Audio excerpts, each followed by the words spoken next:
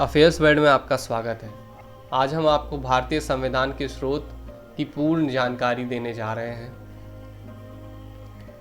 सबसे पहले हम आपको बताएंगे भारतीय संविधान के स्रोत, सोर्स ऑफ इंडियन कॉन्स्टिट्यूशन के बारे में। भारतीय संविधान के स्रोत को समझने से पहले हमें अपने संविधान की संरचना को समझना पड़ेगा। जब कभी भी हम भारतीय संविधान के बारे में पढ़ेंगे तो हमें ज़रूर पता चलेगा कि नवंबर 1949 को जब हमारा संविधान बनकर तैयार हुआ था, तब इसमें कुल 395 अनुच्छेद, 22 भाग और 7 अनुसूची हुआ करते थे। और तब से लेकर 2021 तक लगभग कुल 103 संशोधन किए जा चुके हैं, जिसके बाद अब हमारे संविधान में 448 अनुच्छेद, 25 भाग और 12 अनुसूची जारी की जा चुकी है।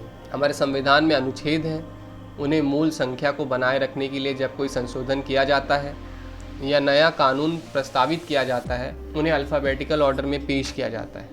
जैसे 86वें संशोधन में हमें एक नया मौलिक अधिकार दिया, शिक्षा का अधिकार, और इसे संविधान के अनुच्छेद 21A के तहत प्रस्तावित किया गया। इसीलिए संविधान के अनेक प्रकार के संशोधन के बावजूद हमारे संविधान का आखिरी अनुच्छेद 395 है। भारतीय संविधान में भाग का क्या अर्थ है? भारतीय संविधान में जितने अनुच्छेद हैं उन्हें विशेष रूप से विषयवार बनाया गया है। जैसे अनुच्छेद 12 से लेकर 35 तक केवल मौलिक अधिकारों के बारे में बताया गया है, और इसी तरह की विशिष्ट विषयवार व्यवस्था को हम भाग कहते हैं। इसी तरह भारतीय संविधान के विभिन्न भागों में अलग अलग अधिकारों की बात की गई। भाग 3 में फंडामेंटल राइट्स, जिन्हें हम मौलिक अधिकार भी कहते हैं। भाग 4 में राज्य की नीति निर्देशक सिद्धांत, part of directive principle of state and policy.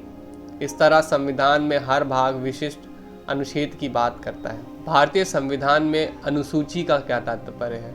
भारतीय संविधान के अनुच्छेद में जो भी प्रावधान दिए गए हैं, इसके अलावा जो भी अतिरिक्त जानकारी होती है या अनुसूची के अनुसार ये सूची होती है। जैसे शेड्यूल 1 से 4 स्टेट्स एंड यूटीएस अनुसूची 1 से 4 राज्यों और केंद्र शासित प्रदेशों के नाम, उनके प्रदेश क्या होंगे, इस बारे में पूरी जानकारी देता है। अब एक सवाल ये उठता है कि जैसे हमारे संविधान में अनुच्छेद को शामिल किया गया, वैसे अनुसूची को शामिल क्यों नहीं किया गया? हमारा जो संविधान है वो पहले से इतना विस्तृत था, अगर उसमें अनुसूची को शामिल किया जाता तो बहुत दिक्कतें पैदा हो जाती, क्योंकि एक संपूर्ण राष्ट्र के लिए भारतीय संविधान अधिनियम में लगभग 1,45,000 शब्द शामिल थे। इसलिए भारतीय संविधान को आसानी से समझने के लिए संविधान को अनुच्छेद, भाग और अनुसूची में बांटा गया। भारतीय संविधान में अब तक कितने संशोधन विधेयक प्रस्तावित किए जा चुके हैं? भारतीय संविधान में अब तक 124 संशोधन विधेयक प्रस्तावित किए जा चुके हैं, जिनमें अब तक 105 संशोधन अधिनियम पारित किए गए हैं।